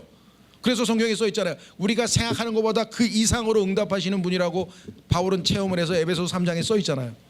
그러니까 나중에는 청탁은 안 해도 돼. 하나님과의 깊이 교제하면 생각이 하나님 쪽으로 바뀌어버리면 하나님은 나의 모든 필요를 채우시는 분이니까 주님, 주의 뜻대로 필요한 것을 채워주십시오. 한마디 하면은 다 알아들으셔. 그렇죠? 기도의 그 비율이 달라져요. 하나님에 대해서 드높이고 감사하고 막 이런 게 주로 차지하고, 그 다음에 죄 고백하고, 그 다음에 주님이 저의 필요를 공급하시는 분이라고 성경에 기록되어 있는 약속을 저는 믿습니다. 저의 필요를 주님께서 채워주시기를 간구합니다. 간구 짧게 딱. 자, 그래서 밑으로 내려갑니다. 요한복음 15장에서 예수님은 포도나무와 가지의 비유를 말씀하십니다. 포도나무가 가지가 줄기에 붙어있듯 믿는 사람들은 예수님 안에 든든히 머물러 있어야 한다고 말씀하십니다. 자, 여기서 이제 우리 한 가지 오해하지 말아야 될 것 중에 하나 있는데요. 무슨 것이냐? 요한복음 15장에 보니까 나는 포도나무요, 그 153페이지의 성경 구절은 제가 킹제임스 성경으로 바꿔서 읽겠습니다. 나는 포도나무요, 너희는 가지니 사람이 내 안에 거하고 내가 그 안에 거하면 그 사람은 많은 열매를 맺나니 나 없이는 너희가 아무것도 할 수 없느니라. 앞부분은 이해가 돼요. 쉽죠? 앞부분은 이해가 되는데 나 없이는 너희가 아무것도 할 수 없느니라. 여러분은 예수님 없이 아무것도 안 합니까? 엄청나게 많은 일을 하잖아요. 예수님 없이도. 그 얘기는 무슨 뜻이겠어요? 예수님과 무관하게 우리가 한 일들은 하나님께서 accept, 받아주시지 않는다는 얘기예요. 쉽게 얘기하면은 고린도전서에 나와 있는데, 여러분과 제가 예수님 믿고 나서 자, 뭐 30년을 살았다고 합시다. 그 30년 동안 많은 일을 했을 거 아니에요. 그런데 주님 없이 자기가 한 일은 다 불타서 사라져버려요. 그거는 뭐라고 얘기하느냐? 육신의 죽은 행실이라 그래요. 그것을 성경에서는 나무라 그랬어요. 나무. 이 나무 아시죠? 요거를 영어로 would라 그래요. would, W-O-O-D. 근데 바깥에 지금 살아서 푸릇푸릇 열매도 맺고 그 푸른 그 나뭇잎도 맺는 살아있는 나무는 추리라 그래요. 추리. 지금 주님께서는 생명이 있는 그게 아니라 죽은 행실, wood 이런 거는 다 불타요. 또 바깥에서 살아있는 푸른 grass라고 하잖아요. green grass. grass가 아니고 hay라 그래서 그게 말라서 잘라가지고 건초 지금 이제 소 주려고 이렇게 만든 거 있죠. 지푸라기. 그 다음에 바깥에서 지금 논에서 많은 아름다운 뭡니까 벼가 자라고 있죠. 예. 그거는 곡식이라 하죠. 우리가 벼라 그러잖아요. 그런데 추수를 해서 밑둥이 남아 있어. 추수하고 밑에 남아 있는 그거를 그루터기라 그러죠. 그루터기. 그죠? 이건 뭐예요? 죽은 거잖아요. 이제 생명이 없는 거잖아요. 예. 이와 같이 그래서 우리의 이와 같은 것들은 주님과 상관없이 한 육신, 내가 주체가 돼서 했기 때문에 육신의 죽은 행실. 겉보기에는 그럴싸했는지 모르지만 이거는 다 불타서 없어지고 금과 은과 보석으로 분류되는 것, 즉 주님이 관여한 일만 하나님이 받으신다는 뜻이에요. 금, 신성을 얘기합니다. 하나님께서 나를 통해서 역사하신 것. 은, 예수 그리스도의 구속주이신 예수님이 나를 통해서 행하신 것. 금, 보석, 성령께서 말씀드렸죠. 석탄을 성령께서 고난과 압력, 많은 시간이 걸려서 압력과 열을 가해서 변화시켜서 우리가 다이아몬드처럼 변화된 거 보석이잖아요. 보석. 그러니까 성령님의 변화시키는 역사, 즉 삼위일체 하나님께서 여러분과 저의 삶에서 관여해서 나온 모든 일들은 하나님께서 받으시지만 그게 아니라 가지가 뭘 해겠어. 가지가 할 일은 없죠. 그러니까 주님께서 여기서 말씀하는 얘기는 나 없이 아무것도 할 수 없다는 얘기는 너희 힘으로 혼자 한 거는 사실은 하나님과는 무관한 것이라는 거죠. 그거 굉장한 손해잖아요. 똑같은 시간을 들였는데 왜 다 타버릴 그러한 것들을 우리가 해야 되겠느냐. 자, 다시 돌아옵니다.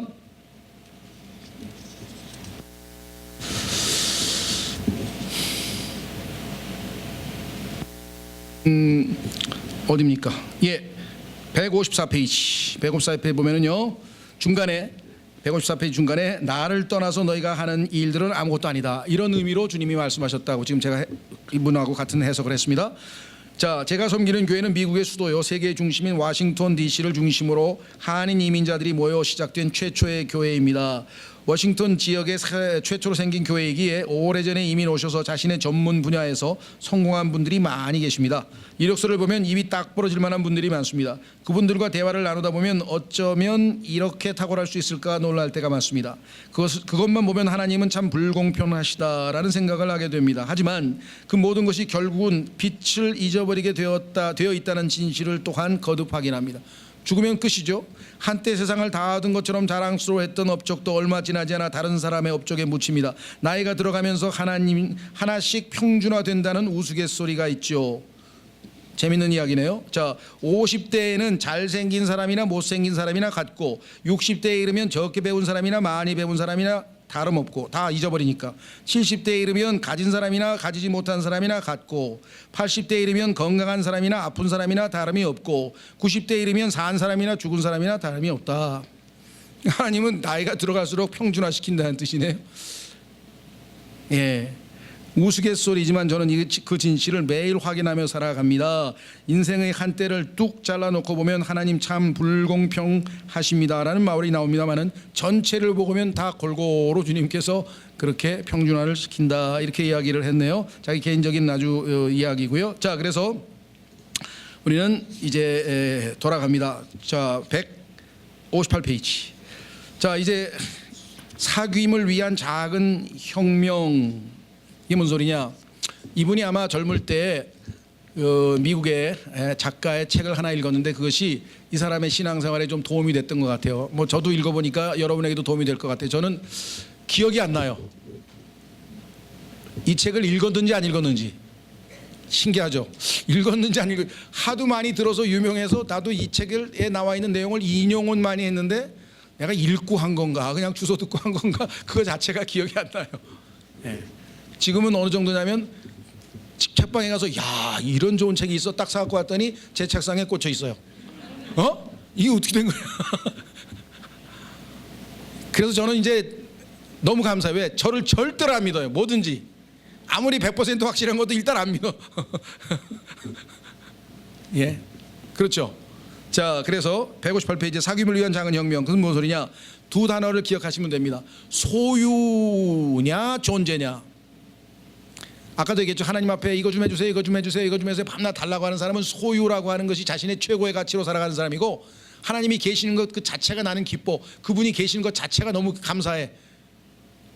인격. 그렇죠? 하나님과의 관계에 있어서 난 우리 어머니 너무 좋아. 왜? 돈을 많이 주거든. 그런 사람하고 우리 어머니 너무 좋아. 왜? 어머니는 너무나 자상하시고 사랑이 많으셔. 어떤 게 진짜 효자입니까? 그럼 어머니 돈 떨어지면 그때부터 이제 어머니 싫어지는 거 아니에요? 그런 신앙생활하면 안 된다 이 말. 자, 그래서 읽어보겠습니다. 마무리 짓겠습니다. 158페이지 사귐을 위한 작은 혁명. 이런 점에서 우리는 그동안의 우리의 신앙생활에 대해 깊이 반성해 보아야 합니다. 에리 프롬이라는 소유냐 존재냐에서 사용된 표현을 사용한다면 우리의 영성 생활은 소유 양식에 깊이 물들어 있습니다. 우리는 예배를 통해 은혜 받기를 추구해 왔습니다. 받는 게 우리에게는 유일한 목적이야. 기도를 하면서 응답받기를 추구해 왔습니다. 내가 원하는 것을 얻는 것이 기도의 목적이라고 생각했습니다. 말씀을 읽는 목적도 지식의 축적에 있었습니다. 성경 지식을 아는 정도가 그 사람의 신앙의 정도라고 생각했습니다. 선교와 봉사 활동을 하면서도 보고할 업적을 만들어내는 것을 초점에 두었습니다. 선교사들의 고민이 그래서요, 어떻게 하면 업적을 알려서 헌금이 더 많이 들어오게 하느냐, 그런 고민을 하고 계신 선교사님들이 의외로 많아요. 왜?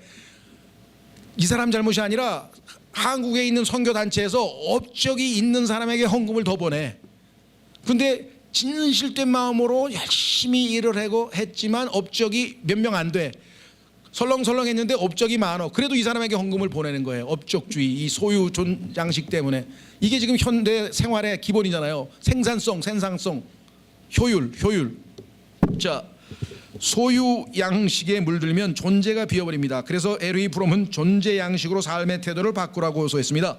반세기 전에 그런 통찰을 내놓았으니 그는 예언적 사상가였다 할 수 있습니다. 그 책이 쓰여질 때보다도 지금 사람들이 더더욱 소유 양식에 깊이 물들어 있습니다. 우리나라에서 가장 인기 있는 미국제 기독교는 철저히 상업주의적이고 소유적입니다. 기독교 복음이 소유를 증가시키는 비법처럼 선전되고 있습니다. 뭐가 잘 되고 삼중복음, 오중복음 막 다 잘 되는 쪽으로, 그것이 한국적 기복주의와 결합하면서 질이 더 나빠졌습니다. 세상 사람들이 그런다잖아요. 물 떠놓고 신당수에서 잘 복 주세요 뭐 절에 가서 부적 붙여놓고 복 주세요 하고, 새벽에 교회 가서 복 주세요 하고, 뭐 내용은 똑같은데 뭐 어딜 가면 뭔 상관이냐? 이게 실제적으로 현실이에요. 관계에 의해서 하나님을 사귐이라고 하는 신앙을 여러분이 소개하지 못하면 그들은 그렇게 생각할 수밖에 없죠. 그 결과 존재는 텅 비어 있으면서 받은 은혜와 축복과 기도 응답을 선전하고 있습니다. 이제는 하던 일을 멈추고 조용히 물러앉아 자신의 존재를 돌아볼 때입니다. 나는 누구인가? 어쩌다가 하나님이 나를 사랑하셨단 말인가? 내가 어떻게 하나님의 아들이 되었을까? 어쩌다가 내가 예수님의 신부가 되었을까?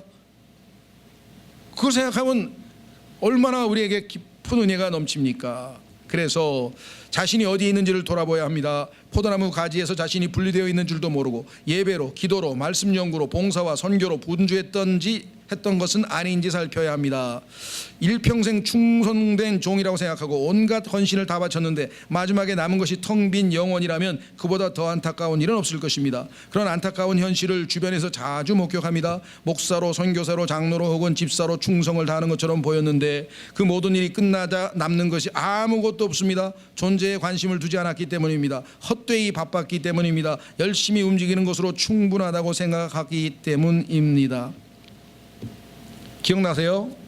몇 년 전에, 지금 어디 계신지 제가 잘 모르겠습니다. 우리가 그분의 연락이 이제 요즘은 잘 안 되고 있는 것 같은데 모르겠어요. 개인적으로 아마 교제 아직 계속 하신 분도 계실지도 모르겠는데 브라질에서 오셨던 형제님 한 분이 계시잖아요.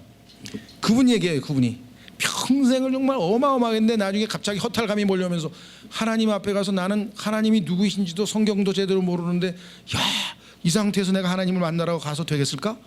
그래서 그때부터 열심히 이제 하나님 말씀을 통해서 주님을 좀 더 알아가자. 이게 자기가 그 터닝 포인트가 돼서 우리 신학원을 다니기 위해서 먼 브라질에서까지 오셨다고 얘기를 했었었죠. 바로 이 얘기입니다. 지금 영적 생활에 초점이 빗나가지 않도록 꾸준히 힘써야 하는 이유가 여기에 있습니다. 예배를 통해 무엇을 얻기를 추구하지 말고 하나님과의 깊은 만남을 추구해야 합니다. 영감 있는 예배를 통해 하나님을 더 깊이 만나고 더 환히 알아가도록 힘써야 합니다. 기도를 통해 무엇을 얻으려고 노력할 것이 아니라 하나님과의 영적 합일에 이르기 위해 노력해야 합니다.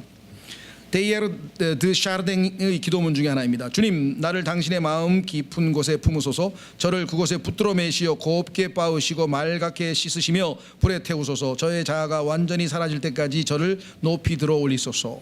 이것이 사귐의 기도입니다. 이처럼 신앙생활을 통해 무엇을 이루었는지 따질 것이 아니라 자신과 이웃이 어떻게 변하고 있는지를 살펴야 합니다. 주일만의 신앙이 아니라 매일의 신앙이 되어야 합니다. 비상시에만 작동하는 믿음이 아니라 일상의 믿음이 되어야 합니다. 교회 안에서나 바깥에서나 늘 한결같아야 합니다. 우스갯소리 제가 해드렸는데 기억나세요? 일주일 동안 부흥회할 때 잘 은혜 받고 부부가 있었는데 일주일 마지막 부흥회 끝나는 날 부인이 집에서 침구를 들고 왔어요. 그래서 왜 그러세요? 오늘부터 교회에서 잔대. 왜 그러세요? 그러니까 부흥회 끝났잖아요. 근데 끝났는데 우리 남편은 집이 교회 오면 천사고요, 집에 가면 마귀거든요. 무슨 말인지 이해가 되세요? 다르다 이거죠. 행실이. 여기는 한결같아야 된다는데, 하나님의 주권이 삶의 모든 영역에 스며들어야 합니다. 소유 양식에서 존재 양식으로, 업적에서 관계로, 일에서 사귐으로 전환하는 것은 가히 혁명이라 부를 만합니다. 그렇습니다. 이런 혁명적 신앙 자세가 우리 그리스도인들에게 다 필요하죠. 제가 겪어보아 잘 압니다. 저는 30대 후반에 약 3년 동안 치열한 영적 분투를 통해 작은 혁명을 제 안에 이룰 수 있었습니다. 사귐의 기도는 저의 영적 혁명 보고서라 할 수 있습니다. 사귐의 기도라는 기도에 관한 책인데요, 부끄럽게도 제가 1년 전에 샀는데 아직도 못 읽었어요. 그거 놓고 봐야지 그런데 제목부터가 제 마음에 끌려서 앞에 잠깐 읽고 샀는데 보니까 여기 또 이분이 그것이 자기의 간증 얘기라고 썼네요. 한번 꼭 읽어봤으면 좋겠네요. 자, 이 작은 혁명이 독자들에게로 일어나게 되기를 바랍니다. 사귐의 영성을 통해 얻는 내적 만족과 외적 변화는 참으로 놀랍습니다. 어떤 희생도 감당할 가치가 있습니다. 그렇습니다. 내적 변화가 수반된 외적 행동이어야지, 외적 행동은 화려한데 내적은 텅텅 비었다, 공허하다, 이런 생활을 하고 있는 분이 얼마나 많은가, 안타깝다는 거죠. 그렇다고 해서 외적인 행동이 없어야, 아니죠. 있어야 되죠, 당연히. 그래서 주의 일을 넘치도록 풍성히 하라고 고린도전서 15장에 얘기했지만, 내적으로 채워진 것을 바탕으로 신앙생활을 할 때 제대로 된 외적 행동이다. 자, 마무리 짓겠습니다. 결론, 저는 제 1부를 마무리하면서 몇 가지 질문을 제기했습니다. 우리가 그 질문을 들어봤었죠. 우리는 그분을 압니까? 아멘. 그분을 계속 알아가고 있습니까? 아멘. 그런 열망이 있습니까?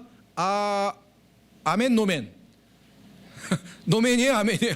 스스로 한번 좀 물어보세요. 갈망이 있어요? 식욕이 있어요? 예. 이제 제 2부를 마무리하면서 또 다른 질문을 던집니다. 그분과의 지속적이고도 밀도 있는 사귐이 우리에게 있습니까? 주님과의 사귐에 우리는 매일 얼마만큼 비중을 두고 있습니까? 애인 만날 때는 그냥 막 택시 타고 막 쫓아가고 급하다고 그냥 막 비싼 돈 들여가면서 좋은 식당에서 먹더니, 주님과 만날 때는 오늘은 바빠서 안 되겠다. 그 관심과 밀도와 시간을 따질 때 과연 우리는 주님이 저에게 가장 귀한 분입니다라고 말할 수 있을까요? 혹시나 주님께서 내가 너희 전부라고 말하며 찬양하더니 너는 나에게 그만한 관심과 시간밖에 줄 수 없느냐 하고 말씀하시지는 않을까요? 과연 우리의 매일의 몸부림은 하나님 나라의 어떤 울림을 만들어낼까요? 이 질문으로 자신을 돌아보면서 묵상하시기 바랍니다. 그래서 이제 내일 아침 마지막 집회에서는 구체적인 실천 3가지입니다. 예수님처럼이에요. 첫 번째 제가 말씀드렸죠. 예수님을 위하여 사는 삶도 중요하지만 그것에 앞서서 예수님처럼 사는 것, 예수님처럼 거룩하고 예수님처럼 사랑하고 예수님처럼 승리하는 삶을 우리에게 주시기를 기뻐하신다. 그래서 내일 실천적인 내용을 해서 이번 강의를 마무리 짓겠습니다.